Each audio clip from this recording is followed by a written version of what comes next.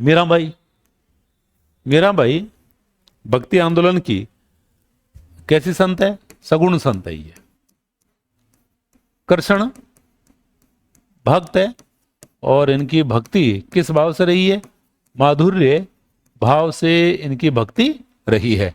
अब मीरा की बात करें तो मीरा का जन्म रहा है 1498 में। हुआ कहाँ है? कुड़की गांव के अंदर। कुड़की गांव में इनका जन्म रहा 1498 में। और अब देखो कि इनकी माता का देहांत जल्दी ही हो जाता है। माता का देहांत इनके जल्दी हो जाता है। इसके कारण ये अपने दादा के साथ ही रही मेड़ता के अंदर। और इनके पिता रहे हैं रतन सिंह हैं। इनके पिता का नाम क्या मिलता है हमें? रतन सिंह है इनके पिता का नाम मिलता है। और इनकी माता का नाम मिलता है वीर कंवर। वीर कंवर इनकी माता का नाम मिलता है। और इनका खुद का जो मूल नाम है, इनका खुद का मूल नाम हमें क्या मिलता है? पेमल। इनका खुद का मूल नाम हम लोगों को पेमल मिलता है। ठीक है, तो अपने मेड़ता में अपने दादा के पास रही है। दादा इनके रहे हैं राव दूधा। ठीक है, और इनको कृष्ण भक्त हैं ये। और कृष्ण भक्त की जो प्रेरणा है, प्रेरणा मिली है इनकी दादी से। दादी से कैसे? कि जैसे बारात वगैरह जब मोहल्लों में, कॉलोनियों में, गांव में आती है तो अभी हमारे ट्रेंड है एक, है ना, ऐसा चलन है, हमेशा से ये, आज नहीं है। अब बारात को देखने के लिए जाते हैं, बारात को देखने के लिए जाया जाता है। तो मेड़ता में बारात आई, मीरा और मीरा की दादी छत से बारात देख रही है। तो मीरा अब बच्ची है, तो मीरा ने अपनी दादी से पूछा कि माँ, दादी मेरा विवाह कब होगा? ऐसे बच्चे पूछते हैं, है ना। तो कहा भाई मेरी जो शादी है, मेरी शादी कब होगी? तो दादी ने सवाल को टाल दिया। एक दो बार और पूछा और टाल दिया उन्होंने। तो बाद में और इन्होंने एक दो दिन बाद पूछा तो उनके द्वारा कहा गया भाई, फिर उन्होंने पूछा भाई मेरी शादी कब होगी? तो उनके द्वारा कहा गया कि तेरी शादी इनसे होगी। उन्होंने भगवान श्री कृष्ण की मूर्ति की तरफ उन्होंने उंगली करके कहा कि इनसे आपकी शादी होगी। तो बाल मन था, तो बचपन से ही उनमें भक्ति का जो भाव वो जागृत हो जाता है।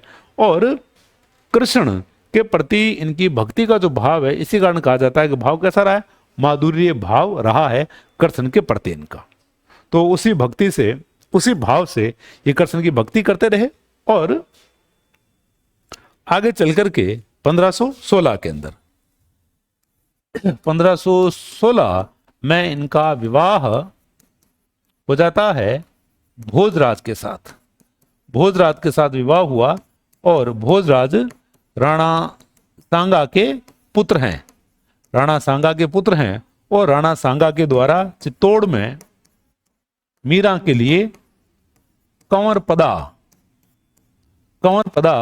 महल, कंवरपदा नाम से महल का निर्माण करवाया गया है मीरा के लिए। किसके द्वारा? राणा सांगा के द्वारा। फिर आगे चल करके भोजराज खातोली का युद्ध होता है। खातोली का युद्ध होता है कब? 1517 में। 1517 में खातोली का युद्ध होता है। और खातोली के युद्ध में ये घायल हो जाते हैं ये। और खातोली में के युद्ध में भोजराज घायल हुए। और घायल होने के बाद में इनकी मृत्यु हो जाती है। तो इस प्रकार से हम देख रहे हैं कि भोजराज की मृत्यु हो गई तो मीरा को इस बात से सदमा लगना ही था। पहले हम देखते हैं बचपन में माँ का देहांत हो गया, फिर पति का देहांत हो गया, तो राणा सांगा के द्वारा मीरा का ध्यान रखा गया।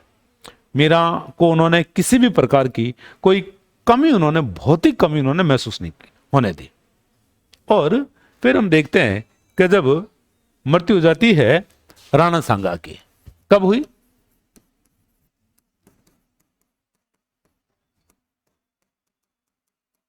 हम्म 1528। 1528 में हम लोग देख रहे हैं राणा सांगा की मृत्यु हो जाती है। और राणा सांगा की मृत्यु के बाद में नया शासक कौन आ रहा है? विक्रमादित्य। अब विक्रमादित्य नया शासक आता है और मीरा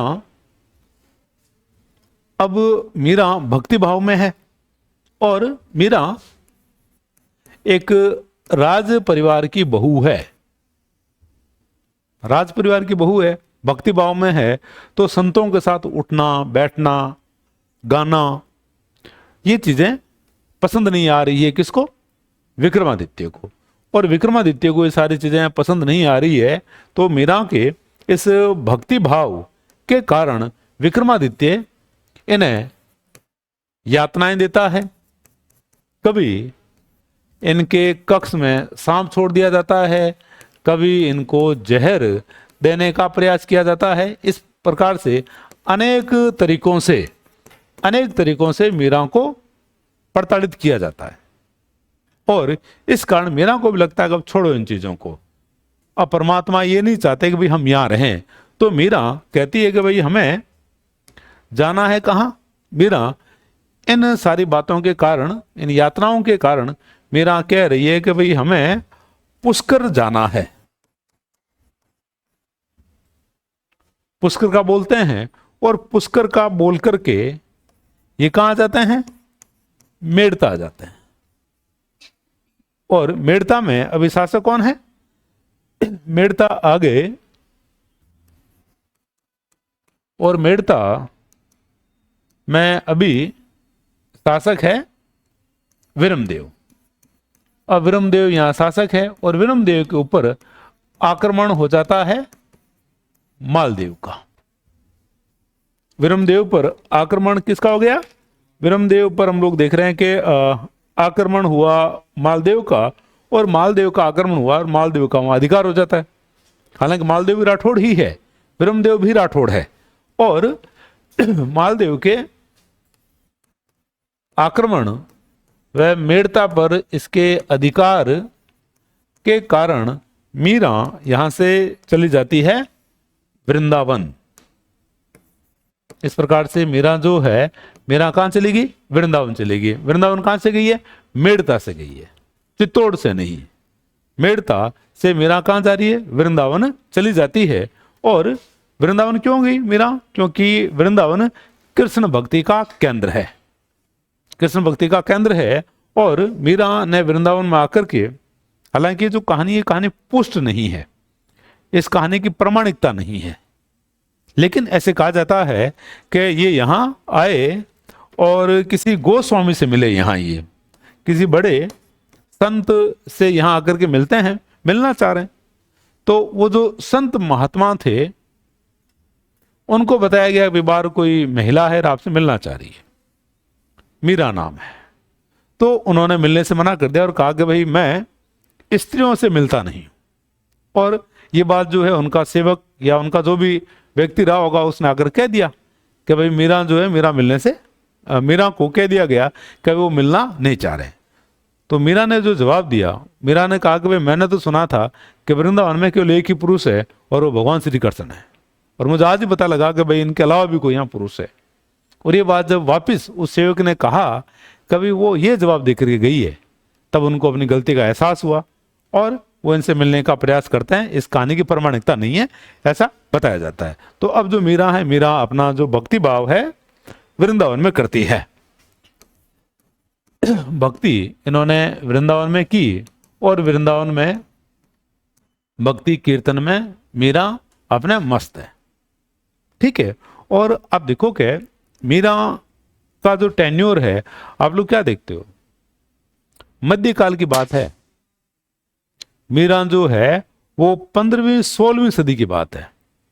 भाई 1498 में जन्म हुआ है, तो 16वीं सदी के अंदर कोई महिला बिना घूंघट के संत महात्माओं के साथ में भजन कीर्तन कर रही है।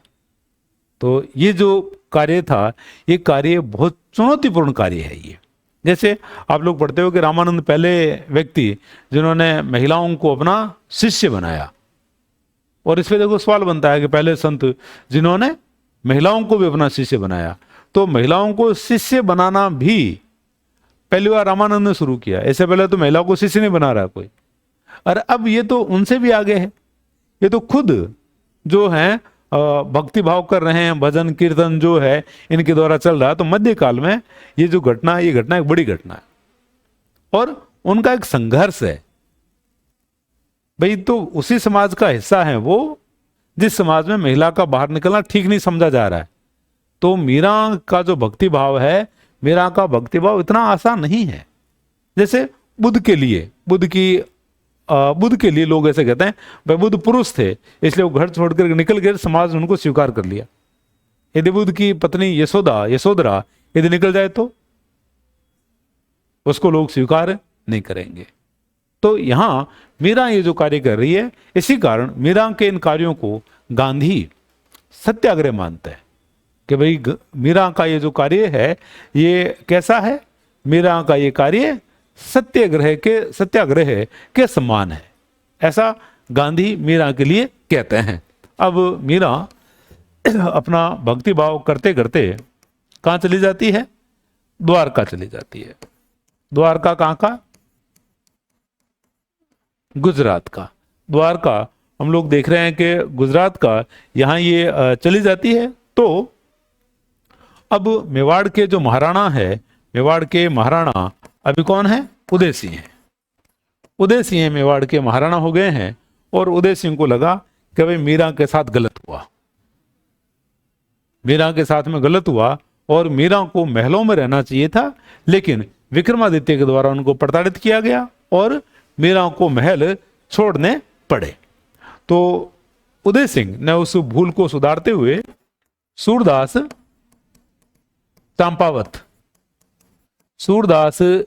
चंपावत के नेतृत्व में एक प्रतिनिधि मंडल भेजा। एक प्रतिनिधि मंडल इनके द्वारा भेजा जा रहा है कि आप जाओ और मीरा को मना करके वापस लेकर के आओ। ये प्रतिमंडल गया द्वारका और मीरा उस समय कहां है?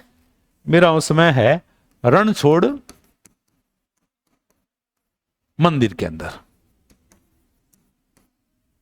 देखो भगवान का नाम भी क्या रखा हुआ है? रण छोड़, जैसे रण को छोड़ दिया मतलब युद्ध मैदान से भागा हुआ। और इस बात के लिए भी जो कन्हैया को, भगवान कृष्ण को जब रणछोड़ कहा जा रहा है तब भी इस संबोधन में वो क्या खुश है भाई। रणछोड़ होना कोई अच्छी बात नहीं है, लेकिन इन्होंने रण को छोड़ा किसके लिए? शांति के लिए, शांति स्थापना के लिए इन्होंने रणछोड़ होना भी पसंद कर लिया। ठीक है। और रणछोड़ मंदिर में मीरा रह रही है और वहां आ रहे हैं कौन? सूरदास चंपावत। और उन लोगों ने आकर के निवेदन किया कि माता आप चलिए, जो हुआ सो उसे आप भूलिए। तो मीरा चलने से मना कर देते, कहा कि भाई मैं जब उन दिनों में ही मंदिर को छोड़ करके आ चुकी हूं तो अब मेरा महलों को छोड़ करके आ चुकी हूं तो अब मेरा महलों में कोई मोह नहीं है, और जहां मेरा मोह है वहां मैं बैठी हूं।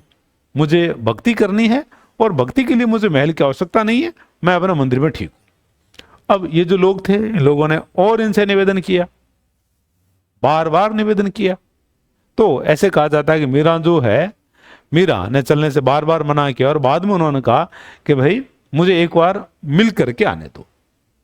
मंदिर में जो मूर्ति है, मूर्ति के लिए कहते हैं कि मेरे को एक बार मिल के आने दो, मेरे को एक बार दर्शन करके आने दो, बाद में देखते हैं।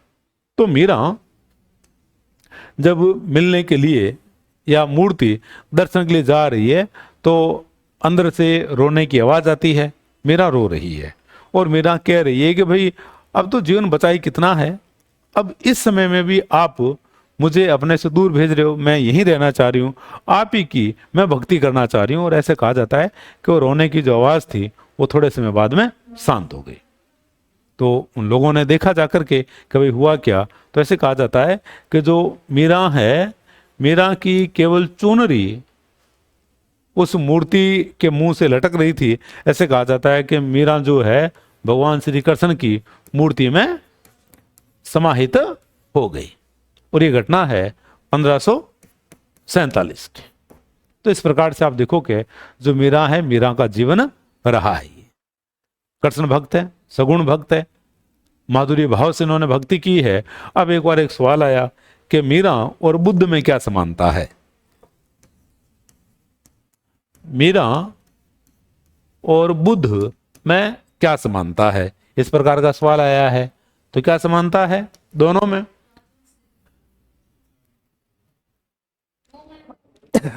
दोनों ने ही संसार को दुख में माना है। दोनों में समानता ये है कि बुद्ध भी कहते हैं कि भाई संसार जो है, संसार कैसे है, दुखमय है, या संसार जो है वो दुख पूर्ण है।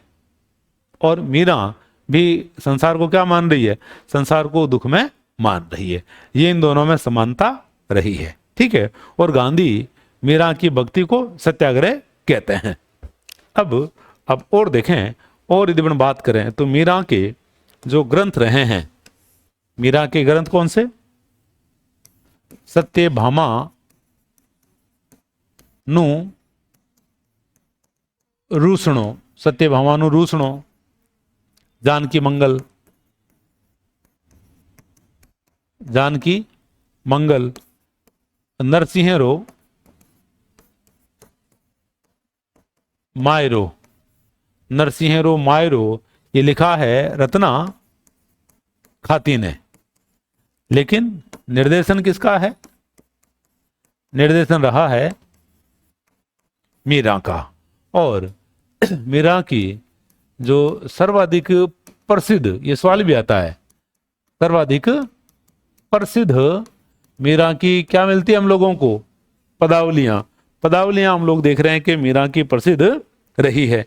ये जो चीजें हैं, ये चीजें आप लोग इसमें ध्यान रखेंगे। भाई ये जानकी मंगल नहीं, रुक्मणी मंगल है, ये रुक्मणी मंगल, रुक्मणी मंगल। और एक इन्होंने लिखी है गीत गोविंद पर,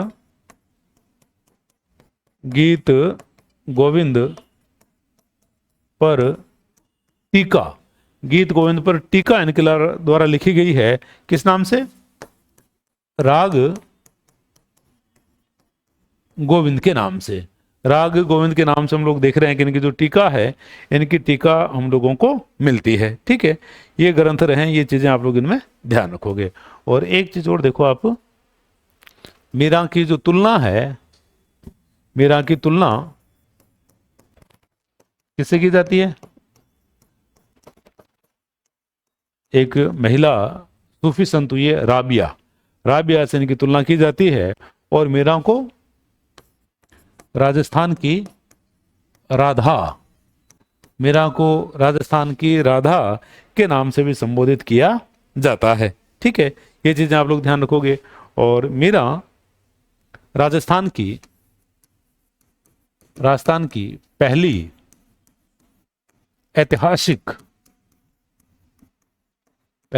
ऐतिहासिक महिला जिस पर डाक टिकट जारी हुआ है अक्टूबर 1952 के अंदर। अक्टूबर 1952 में हम लोग देख रहे हैं कि मीरा के ऊपर डाक टिकट जारी हुआ। पहली ऐतिहासिक महिला है मीरा जिसके ऊपर डाक टिकट जारी किया गया है, ठीक है। ये चीज आप लोग ध्यान रखोगे। और मीरा के लिए मीरा महोत्सव भी मनाया जाता है, कहाँ, चित्तौड़ के अंदर, चित्तौड़ में मीरा महोत्सव भी मनाया जाता है, ठीक है। ये चीज आप लोग ध्यान रखोगे। और आप देखो कि मीरा के गुरु, तो मीरा के गुरु यदि देखे जाए तो एक इनके प्रारंभिक गुरु